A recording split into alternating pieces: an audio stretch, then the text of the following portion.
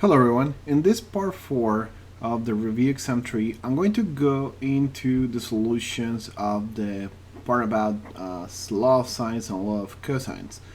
So in the law of sines and law of cosines depends on how much information we're obtaining from the triangle that we have. So for example, in this first example, we're getting the information of the triangle with two initial angles on one side. Because we have two angles, then we can obtain the third angle just coming from the fact that the internal angles of a triangle, they need to add up to 180. So in this scenario, we find that the third angle is 119. Once that we have that information, then we can pretty much find the sides by using the side that we have, which is 26.6, and their opposite side. So 26.6, which is the side B, is opposite to the angle 27 degrees. So we can use that, and we can use either the other ratios, C over sine of C or A over sine of A, to actually go ahead and find what A and C are. Notice that because we have information what is A and also what is C, then we can find the side C and A in this case with our issues. Now, in case we're given two sides in one angle, and you're gonna realize that this is not a law of the cosines because the angle's not in the middle. So we have A and B, and we have no information that actually is in the middle of A and B. We actually have the opposite to A. So A is going to be 3.4, and it's going to be either here or here, depending on what the situation that we're going to get. And B is 5.8. So it's not in the middle of A and B, which will prompt all of the cosines. Instead, we have in this information here, and we need to find out a second angle. So to find that second angle, we establish the law of the sine. We do sine of B over 5.8 is equals sine of 33 over 3.4. And so as you can see, we have all this information, and we get the sine of B equals a certain number. So because this is a positive number, then we're going to have two possible angles. One of them is going to be acute, and it's going to be on the first quadrant, which is going to be this B1, which is in this case 68.29, or we're going to have a second angle in the second quadrant, which we're going to find by doing 180 minus 68.29. So notice that these are my two options for the angle B. 68.29 or 111.71. Both of those, they're going to produce one different triangle. So if I go with 68.29, I'm going to find the angle C1, which is going to be 78.71. And thanks to that, then I can find the last side, which is the side C1, and that's going to give me a 6.12 side. Now, if I use a second angle, notice that I can first verify that this is going to actually leave me a third angle, C2 in this case, but that angle is going to be 35.29. So I'm going to be fine. I get first angle 33, second angle 111, and I have enough space, to get 35.29. Remember that they all need to add up to 180 degrees. Then with all those angles now, for this second triangle, I can find the measure of the length C. So that will be C2 in this case. And again, it's just establishing the law of the sines over here to find the side. We fill it out with the information that we have. The sine of 35.29 now is going to help us out find out that final result, and we're going to get that this is 3.61. Now let's move to another example. So in here, notice that we have the angle A, sorry, the side A, the side B, and we're actually going to have the angle in the middle of A and B. The angle of the middle of A and B is the angle C. So because we have that angle, then we know that we can use the law of the cosines. And so with that information, we can find the side C. The side C is going to be given by the square root of a squared plus b squared minus 2ab cosine of the angle in the middle, which is 66. And that's going to give me 6.29. Now, once that I have the angle C, I can use the law of the sines and I can find all the other angles. Since now I'm going to have this side and his angle, I can use the information on the other side to find all the other angles.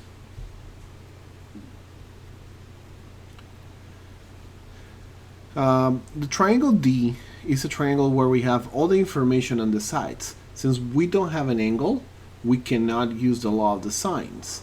But we can use the law of the cosines, because with the information on the three sides, we're actually able to find any of the angles that we need. We just need to express the identity of the law of the cosines that we need for a particular angle. So for example, here if we're going to start with B, we can find that the cosine of B is b squared minus a squared minus c squared over minus 2ac, and find b in that form. And then in a similar way, once that we have one of the angles, now I can use the law of the sine to find all the other angles, which are going to be 53.6 and 50.7. Notice again that the law of the sines and the cosines is given to you on the formula sheet, so you're just going to need to be able to apply it. Now, question number 4 in triangles is one of those questions that combine right angle trigonometry with some of the law of the sines and cosines. So let me actually jump to the clean examples to see how you will start about this. So you have the information that two observers are positioning 1,200 meters apart, and they observe the top of a building at 65 degrees and 35 degrees respectively. We want to know how high is this building. We do have a lot of information that we can get from here. Notice that this angle is going to be a right angle, just because the positioning of the building with respect to all the others, and that's going to give us enough information to find this angle. So because this is 90 degrees, 90 plus 65 is going to be 155, and so this has to add up to 180, so this is going to be 25 degrees. Now similarly, I can take the big triangle, and so I can take this 65 and this 35 and find the Vic angle here, this angle here. Okay, and so that'll be that'll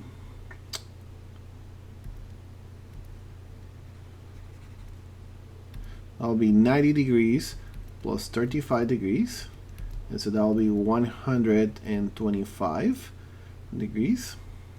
And so to get to 180 means that the Vic angle here should add up to 180. So I only need 55 degrees more to get to that, right?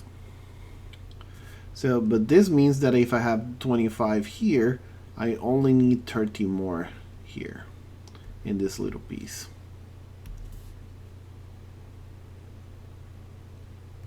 And so this angle is 30 degrees, plus 25 degrees, 55, plus 35 degrees is going to be 90.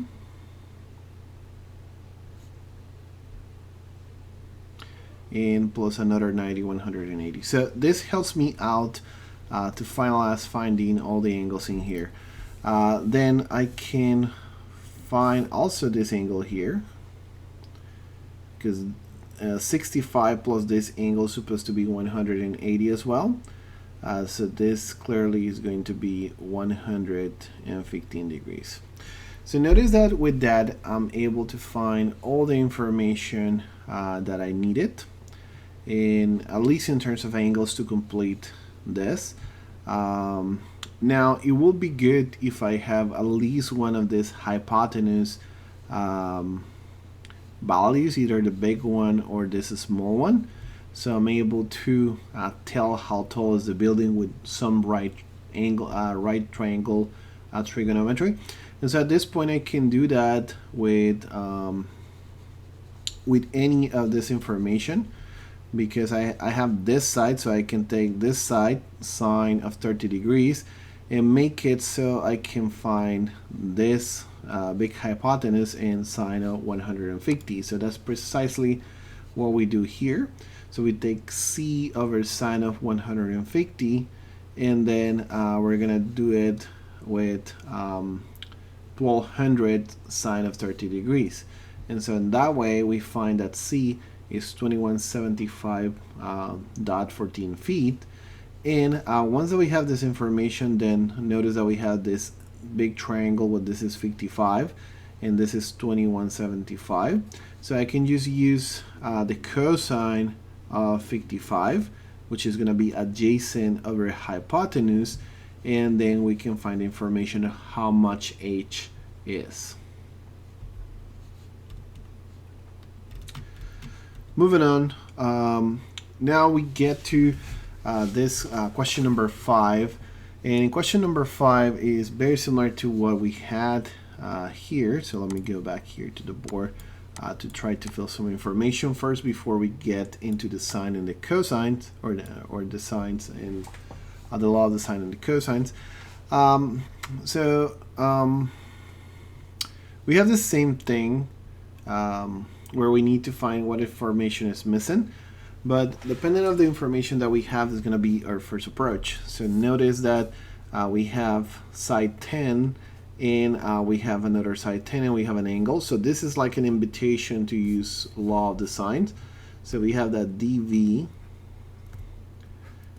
over sine of c of this angle here, dcb,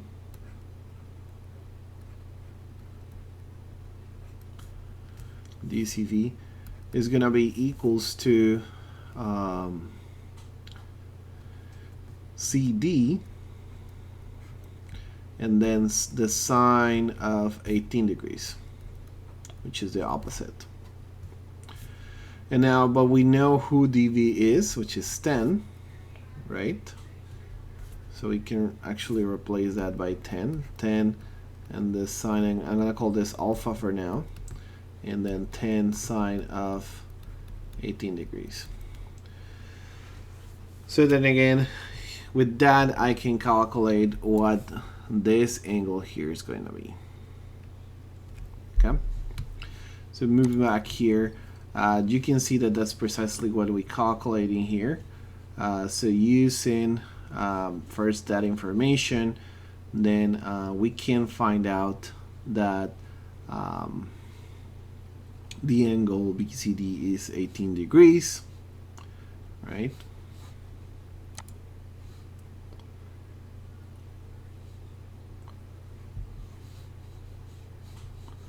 And once that we have this angle here, notice that this is also something that we can get because it's an isosceles triangle. The measure of this side is 10. The measure of this side is also 10. So this angle is going to be equals to this angle. And so this is going to be 18 again. So once that we have that information, either by doing a law of the sines as we established here, notice that this is supposed to be 10 a sine of 18. So this is only going to be true if alpha is 18. So this pretty much confirms that we have 18 degrees here. And so this is 18, and 18 is 36.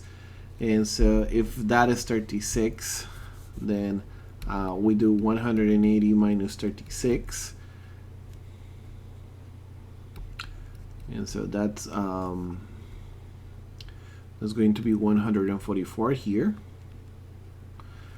And that's going to give us also that this side here is going to be 36.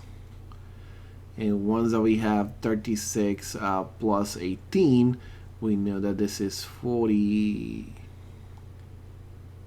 54. And then once that we have that, then we complete that its angle is going to be 126.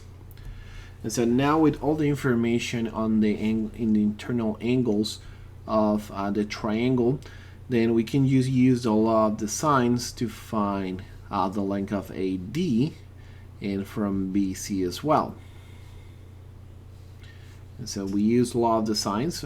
We do AD over the sine of 18 is going to be equals to 10 sine of 126, and that will give us the value of AD. And finally for BC here, BC over the sine of 144 is going to be equals to 10 over the sine of 18, and that's going to give us finally the BC side. So as you can see, just a matter of just finding ways of computing the angles, and then with the information that we have, we can find the rest of the information using the law of the sines. Now, a similar thing happens here with this quadrilateral. So if we go back here to the board, you can see that we have the quadrilateral in there. So what happens is that we can make a split, so we get a couple of triangles. So we can split this apart here between B and D. And so now we're going to have two triangles here. We're going to have this triangle from what we have information of two sides, and we have this triangle from what we have information on two sides in one angle. And notice that this angle here is in the middle of these two sides. So this means that we can use the law of the cosines to find the length of BD. Okay, and so that's precisely what we do. And so we're going to find BD by the law of the cosines. We use 5.4 squared, 5.8 squared, and we do minus twice 5.4 times 5.8 cosine of 126. And that's going to give us the measure of BD, that is 9.98.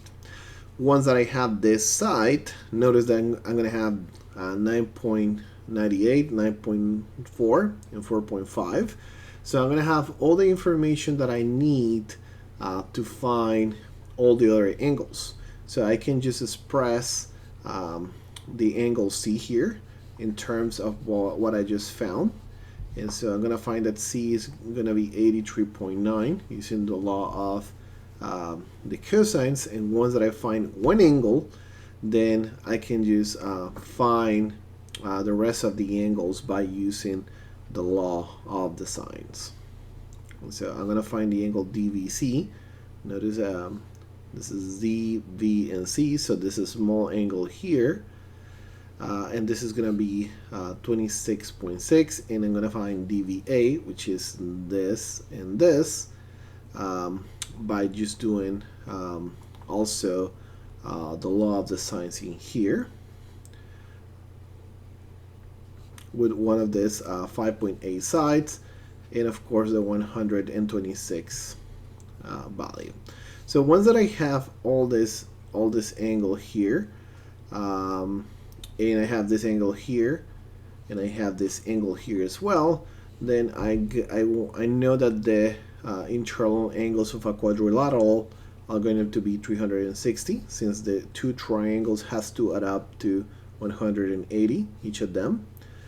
So with that, I can find the last angle, which is the angle ABC. This big angle, which is the sum of the two, is going to be 54.6. And if needed, I can find this angle as well with the information of the quadrilaterals. Now, question number 7 is one of the questions from the practices and from the previous as well. You have an average field of view of a person, and this was coming from a quiz as well, from one of the quizzes. And the field of view of that person is 115%, and we want to know how much the person is capable of seeing in these distances. So if we are standing 5 feet away from that given screen, we want to know how much we're gonna actually be able to see from that wall. And so that we can take this and see this as half of the angle. So the half of 115 is 57.5, and we can find with the tangent, so the opposite of the over the adjacent, we can find the tangent of 57.5, and from there we can actually find out what L is, which in this case is going to be 7.85. Since we want to know how much we can see on both sides, this will be twice that amount, and that will be 15.7 feet. So that pretty much conclude everything that is sine and cosines, and everything in terms of law of sine and cosines. So as you can see is notice what law of use depending on the information that you have available. If you have either one or two angles and one or two sides, how much you have available. Then after that, you can complete the rest of the pieces of the triangle, just knowing that the internal angles of a triangle must be 180. That supplementary angles here should give you 180 as well. And using the law of the sine again to complete whatever other sides you might be missing. Now, finally, one of the things that we can do at this point, since we have the definition of the trigonometric functions, is that if I have information on, let's say, an angle, and now I can have information like the tangent of an angle, and I can have the sine of one of the trigonometric functions, and I can find all the information about that function. So for example, here I got the information that tangent of x is minus 1/3, and that the cosine of x is positive. So we want to find the exact value of all the trigonometric functions. So notice that we can see this as a right triangle, where remember we have that this is pretty much opposite over adjacent, and so that's going to tell us that the opposite is going to be 1 and the adjacent is going to be 3. And because cosine of x is positive, this tells us what quadrant this is going to be. This is going to be in a quadrant with x. The x in the circle will be positive, so that's going to be on the 4th quadrant.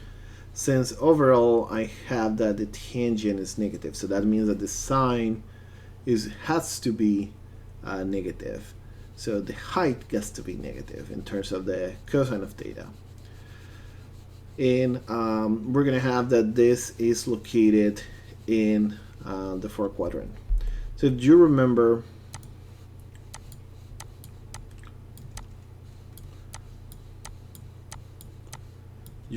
correctly? So in let's say the x-axis, and this is the y-axis, here sine of theta, cosine of theta, they're both positive. Here the sine of theta is negative and the cosine of theta is positive. Here the sine of theta is positive and the cosine of theta is negative. And here sine of theta is negative and cosine of theta is positive. And we're talking about the behavior of the unit circle where x, y points are equals cosine of theta, sine of theta. So that's why having this information about how the sine and the cosine are is enough information to tell me how things are going to be, and in what particular quadrant things are going to be. If cosine is positive, means that it gotta be here or it gotta be here, which are the cosine is positive here, sorry,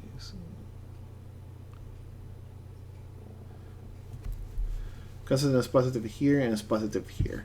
But since the tangent is negative, it means that the ratio sine over cosine is negative. And the only place where that happens is in the fourth quadrant. Okay? Now, once we have that information and we assign to the sine to the opposite and to the adjacent, we can use that information to find the hypotenuse. So in this case, the hypotenuse with the right triangle theorem is going to be the square root of 3 squared plus 1 squared. And so that's going to be square root of 10. So because of that, I have, length of hypotenuse is square root of 10. And it's important to remember that this angle is going to be on the fourth quadrant. So remember, cosine positive, sine is negative. So the sine is going to be opposite over hypotenuse, 1 over square root of 10. But because we're here, then it got to be a negative. Cosine again is going to be positive, so it's going to be 3 over square root of 10. And once that we have these two, we have all the trigonometric functions. 1 over cosine is secant, and so that's pretty much going to be square root of 10 over 3. And 1 over sine is cosecant, and so this will be 1 over minus 1 over square root of 10, so that means that cosecant is minus the square root of 10. Now we're asked for sine of 2x and cosine of 2x. We apply the formulas that we know. So 2 sine of x, cosine of x is sine of 2x. And we have that information from here. So we get this as twice minus 1 over square root of 10 times 3 over square root of 10. And so we're going to get this is minus 6 over 10 or minus 3 over 5. So negative sine of 2x. For cosine of 2x, we can use the formula 2 cosine squared minus 1 and support ourselves on the fact that we know how much is cosine of x. So this becomes twice times 3 over square root of 10 squared minus 1. And then at that point, we simplify, and this is going to give us 4 over 5. So notice we're in a new scenario where we got sine of 2x is minus 3 over 5. And cosine of 2x is 4 over 5. So with that information, we can actually answer the last question. And it's in which quadrant the angle 2x is. Because the cosine of 2x is positive and the sine of 2x is negative, then we're going to have a scenario where the angle 2x actually leaves also on the fourth quadrant. Notice again, cosine positive, sine is negative. Alright, so I hope that with this extended review of triangles and all the other parts of the review for exam 3, this helps you to study for your common exam.